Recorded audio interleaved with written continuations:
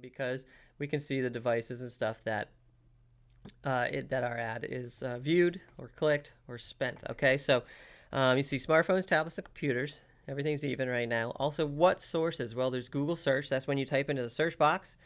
Google partner sites, which means is anybody who is on their search network, their partner network. It's a website. It's anybody's website where there's a Google ad. You've seen those. And then other sources, such as maybe some retargeting stuff, some banners, stuff like that. So analytics, connect your website. First, you need to connect Google Analytics to your website. Choose one of the following methods that makes sense for your website. To connect Google Analytics to your website, choose one of the following methods that apply. So they give you some options. First off, they give you this tracking ID that you can just copy and put in your website. I'll show you that in a second. And there's also a tracking tag, which is code.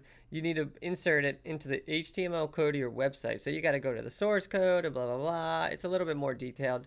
We're going to do the tracking ID.